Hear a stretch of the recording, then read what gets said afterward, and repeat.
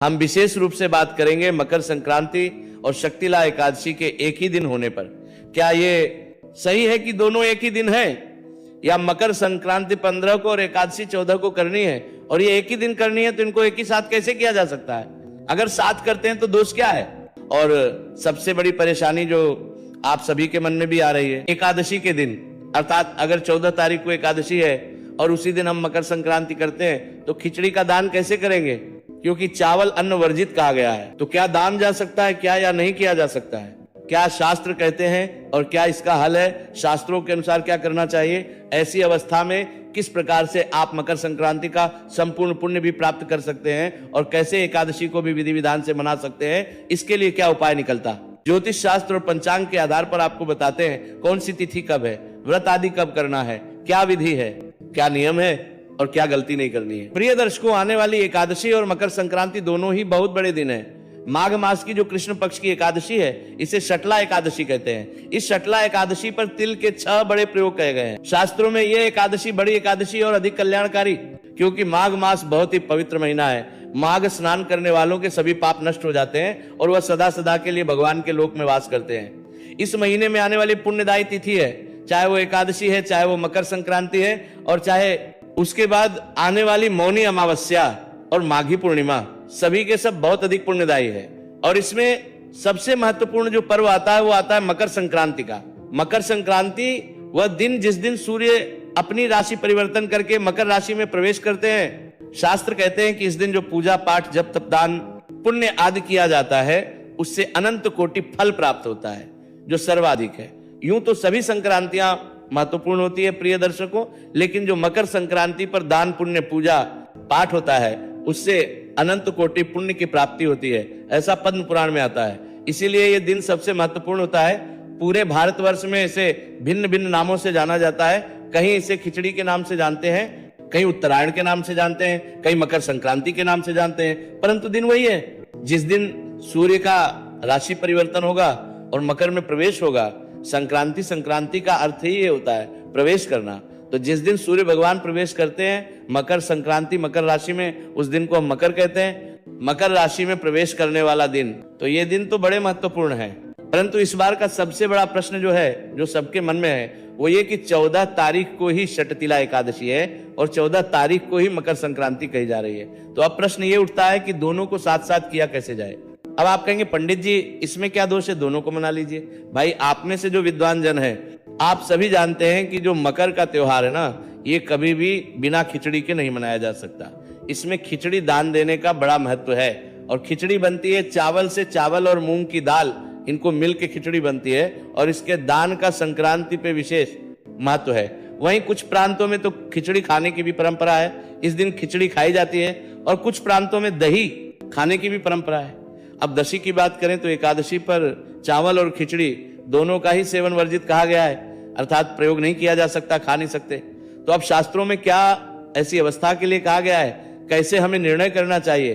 क्योंकि मैं ये मानता हूं कि हमारा जो चैनल है ये लगभग 100 से अधिक देशों में देखा जाता है और कुछ प्रदेशों में बहुत अधिक देखा जाता है। तो हमें निर्णय के अनुसार करना होता है, जिसमें कि सभी समाज का भला हो, जो शास्त्र सम्मत भी हो, अर्थात जो शास्त्रों के विरुद्ध भी ना हो और सबके लिए हितकारी भी हो, सबके लिए हितकर भी हो, जिसमें किसी का अहित भी ना हो। तो उसी के अनुसार आपको इसका समाधान देते हैं। प्रिय दर्शकों, सबसे पहले तो शटतिला एकादशी की मैं बात करूं तो शटतिला एकादशी जो है ना, वो तिथि आरंभ हो रही है 13 तारीख को, 13 जनवरी को। 13 जनवरी जिस दिन उत्तर भारत में पंजाब आदि प्रांतों में प्रमुख रूप से लोहड़ी का त्योहार मनाया जाता है। तो एकादशी की शुरुआत हो रही है 13 तारीख को शाम को 3:17 पर, और ये एकादशी तिथि समाप्त होगी 14 तारीख को शाम को 5:52 पर। इस प्रकार से सूर्य के मुख से एकादशी तिथि मिल रही है हमें 14 तारीख को, और क्योंकि 13 तारीख को शाम को आ रही है एकादशी, तो सूर्य का उदय दशमी तिथि में है, इसीलिए 13 तारीख को तो प्रश्न ही नहीं उठता एकादशी रखने का। 14 तारीख को सूर्य के मुख से एकादशी है और सायंकाल को द्वादशी आ रही है। तो ऐसी अवस्था में सबसे उत्तम है कि 14 तारीख को ही एकादशी मनाई जाए। 14 तारीख को ही एकादशी का व्रत किया जाना चाहिए, और पंचांग में भी 14 तारीख को ही एकादशी का व्रत लगाया गया है। परंतु प्रिय दर्शकों, इसी दिन 14 तारीख को ही मकर संक्रांति का योग भी बन रहा है। तो विषय पर हम सबसे बड़ी चर्चा कर रहे हैं, उसी पर अब हम मूल बिंदु पर आते हैं कि इस दिन मकर संक्रांति है 14 तारीख को या नहीं है। तारीख को प्रिय दर्शकों मूल बिंदु पर आते हैं, इस पर हम एक बार चर्चा करते हैं, गहरी चर्चा करते हैं। प्रिय दर्शकों, पंचांग जो कहते हैं उसके अनुसार 14 तारीख को सूर्य भगवान 3:07 से और 3:13 के बीच में धनु राशि से निकलकर मकर राशि में प्रवेश करेंगे, जिसे महाकाल का समय कहते हैं। जब सूर्य भगवान राशि में परिवर्तन करते हैं, अर्थात एक राशि से निकलकर दूसरी राशि में जब प्रवेश करते हैं, गोचर करते हैं, वही समय महापुण्य काल कहलाता है। एक राशि से दूसरी राशि में प्रवेश संक्रांति का क्या अर्थ है? संक्रांति का हिंदी अर्थ अगर हम कहें तो उसका होता है प्रवेश करना। प्रवेश करने का मतलब है संक्रांति और मकर में प्रवेश करना, तो मकर की संक्रांति। मकर की संक्रांति का जो महापुण्य काल का समय है वो 3:07 से आरंभ हो जाएगा, और भी कहो तो 3:03 से आरंभ हो जाएगा और 3:28 तक ये रहेगा। और पुण्य काल का जो समय है वो शाम को 5:52 तक रहेगा। तो सूर्य भगवान जो है वो कब अर्क रहे हैं? 3:07 पर अर्क रहे हैं। और मैं ये पंचांग के आधार पर बता रहा हूं। अच्छा, सभी पंचांगों में यही समय दिया गया है, लगभग 3:07 से और 3:13 के बीच में इसी समय पर जो है सूर्य का राशि परिवर्तन कहा गया है। परंतु एक दो पंचांग जो बनारस से है उन्होंने लगा दिया है कि सूर्य भगवान का राशि परिवर्तन होगा रात्रि को 9 बजे के बाद, 14 तारीख की रात्रि को 9 बजे के बाद। और इसी कारण से ये सारा का सारा जो विवाद है वो खड़ा हो गया है, उन्होंने संक्रांति रात्रि को लगा दी। तो अब जो विद्वान उन पंचांगों को देखते हैं, उन पंचांगों को देख के जानकारी देते हैं, उनके अनुसार मकर संक्रांति का त्योहार 15 को चला गया। क्योंकि शास्त्रीय विधान क्या कहता है? शास्त्रीय विधान ये कहता है कि जब सूर्य भगवान का राशि परिवर्तन सूर्यास्त के बाद होगा तो संक्रांति जो है वो 15 तारीख को, अर्थात जिस दिन रात्रि के बाद होगा उसके अगले दिन सूर्योदय के बाद वह महापुण्य काल और पुण्य काल मनाया जाएगा, क्योंकि को सूर्य अर्क रहे हैं। तो ऐसी अवस्था में रात्रि को संक्रांति मनाई नहीं जा सकती। ये शास्त्रीय विधान है। यदि कभी भी सूर्य राशि परिवर्तन रात्रि को करते हैं तो उसको अगले दिन संक्रांति मनाई जाती है। परंतु यदि दिन के समय, दिवसकालीन समय में भगवान सूर्य राशि परिवर्तन करते हैं तो शास्त्र कहते हैं कि उसी दिन संक्रांति मनाई जानी चाहिए। प्रिय दर्शकों, एक बात पर ध्यान देने की आवश्यकता है। आप सभी विद्वान जन हैं, पढ़े लिखे लोग हैं, तो प्रिय दर्शकों का जो निर्धारण है ना, वो ज्योतिष शास्त्र की गणना, पंचांग की गणना, वो सबको छोड़ दीजिए, वैज्ञानिक दृष्टिकोण लीजिए। क्योंकि संक्रांति का निर्धारण सूर्य के अनुसार होता है, सूर्य की गति के अनुसार होता है, सूर्य की यात्रा के अनुसार होता है, और बाकी जितनी भी तिथियां हैं वो चंद्रमा के अनुसार गणना की जाती है। इसीलिए आप देखेंगे बाकी सभी तिथियों में 15-15, 20-20 दिन का अंतर होता है। आप देखिए इसी कट चौथ 6 तारीख की थी, पिछले साल 16 तारीख की थी, और आने वाले साल 2027 में 25 तारीख की होगी। कितना अंतर है 20-20 दिन का अंदर? क्योंकि जितनी भी तिथियां हैं, दिवाली देखिए कभी अक्टूबर में आ गई, कभी 2 तारीख को नवंबर में आ गई, कभी 14-15 नवंबर को आ गई। क्योंकि जितनी भी तिथियां हैं उनकी जो गणना है ना वो चंद्रमा के अनुसार होती है, चंद्रमा की गति के अनुसार होती है। लेकिन संक्रांति एक ऐसा पर्व है जिसकी गणना सूर्य के अनुसार होती है, इसीलिए वो सदा निर्धारित समय पर ही आती है। आप कभी भी देखेंगे संक्रांति 14-15 में ही आती है।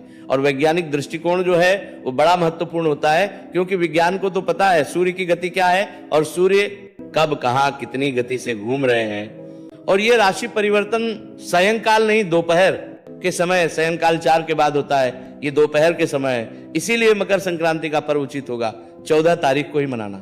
अच्छा, इसका एक और कारण है कि जब सूर्य भगवान राशि परिवर्तन कर रहे होते हैं ना, उस समय जो ग्रहों की अवस्था होती है, उस समय जो ऊर्जा उत्पन्न होती है, सकारात्मक ऊर्जा उत्पन्न होती है, उसी का तो सारा महत्व है, सारा फल है। किस लिए मकर संक्रांति मना, किस लिए रहे हैं? भगवान सूर्य देव ने मकर राशि में प्रवेश किया, उस समय शुभ योग बनते हैं। क्यों कहते हैं कि मकर संक्रांति पर दान देना चाहिए, मकर संक्रांति पर स्नान करना चाहिए, मकर संक्रांति पर पाठ पूजा और पितृ तर्पण करना चाहिए? क्यों?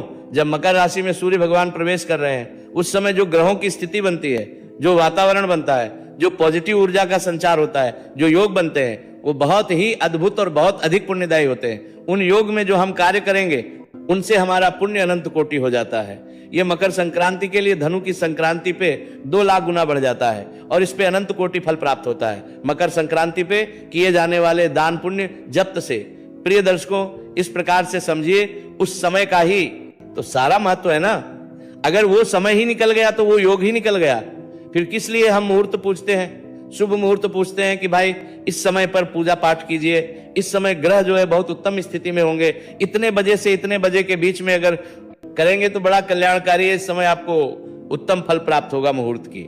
यही तो विशेषता है। जब वो शुभ मुहूर्त ही निकल गया तो फिर उसका औचित्य ही क्या रह गया प्रिय दर्शकों। हाँ, को यदि सूर्य का गोचर होता मकर में तो फिर संभावना थी कि 15 को की जाती, लेकिन मैं यही कहूंगा कि मकर संक्रांति 14 को है और 14 को ही की जानी चाहिए, क्योंकि समय की, योग की और मुहूर्त की कीमत होती है, वैल्यू होती है, विशेषता होती है। ये जो दिन है वो उस घड़ी के कारण है, जो घड़ी भगवान सूर्य के मकर राशि में प्रवेश करने से उत्पन्न हुई है। इसीलिए उस शुभ समय को के और हम कहें अगले दिन कीजिए, पुण्य काल, ये बिल्कुल भी उचित नहीं होगा। इसीलिए मकर संक्रांति हमारी सहमति से 14 तारीख को ही की जानी चाहिए। मैंने और भी बहुत सारे जो आचार्य हैं, हमारे मित्र भी हैं, बहुत सारे जो आज प्रमुख संस्थानों में हैं, उनके साथ भी वार्तालाप की विचार विमर्श भी किया और सभी का निष्कर्ष इसी पे पहुंचा कि हाँ, मकर संक्रांति तो 14 को ही की जानी उत्तम रहेगी। सूर्य के मकर राशि में प्रवेश करने से पहले ही स्नान कर लेना चाहिए। तो स्नान के लिए सुबह का समय उत्तम है, 9:03 से जो है शुभ समय है। मकर संक्रांति के पवित्र स्नान का जो गंगा जी जा रहे हैं या जो तीर्थ प्रयागराज में स्नान करना चाहते हैं, अन्य नदियों में स्नान करना चाहते हैं, समय में कीजिए। पूरा दिन जो है वो बहुत ही उत्तम मुहूर्त के साथ होता है। विशेष अगर हम अपुण्य काल की बात करें तो आरंभ हो जाएगा 3:03 से और 5:00 के आसपास तक रहेगा। इस समय जो दान पुण्य के कार्य हैं उनको कीजिए, इस समय में पूजा पाठ के कार्य हैं उनको कीजिए, तर्पण के कार्य हैं उनको कीजिए, और जो लोग इस समय ना कर पाए वो 15 तारीख को सुबह सुबह दोपहर से पहले कर सकते हैं। पर फिर कहूंगा कि जो मुहूर्त होता है, जो अवस्था होती है सूर्य की मकर में प्रवेश करने की, उसका सबसे अधिक फल है। इसीलिए उसी समय पर किया जाए तो बहुत कल्याणकारी रहेगा। क्या करने हैं, कैसे करने हैं, वो मैंने आपको अलग से वीडियो में जानकारी दी है, उसमें अवश्य ही देख लीजिएगा और उसका लाभ लीजिएगा। षटतिला एकादशी भी 14 तारीख को ही की जाएगी और मकर संक्रांति भी 14 को ही की जाएगी। अब प्रश्न उठता है कि षटतिला एकादशी के दिन किस प्रकार से हम खिचड़ी का दान करेंगे या खिचड़ी का भोग करेंगे। प्रिय दर्शकों, मकर संक्रांति पर खिचड़ी केवल एक वस्तु है जिसके दान के लिए कहा गया है। इसके अतिरिक्त भी बहुत सारी वस्तुएं हैं। मैं कहूं आपको कि केवल खिचड़ी के दान से ही मकर संक्रांति का पर्व नहीं मनाया जा सकता। हाँ, कुछ प्रांत ऐसे हैं, चाहे वो यूपी के हैं, बिहार के हैं, वहां खिचड़ी का बड़ा अधिक महत्व है। पर मैं आप सभी को यही कहूंगा कि खिचड़ी दान आप 14 को ना करके 15 को कीजिएगा, उसका लाभ 15 को लीजिएगा। लेकिन जो मकर संक्रांति के अन्य अहपर्व है, चाहे वो स्नान का है, चाहे वो दान का है, अन्य वस्तुएं दान, आप कंबल दान दीजिए, गर्म वस्त्र दान दीजिए, जूते दान दीजिए, फल दान दीजिए, जल दान दीजिए।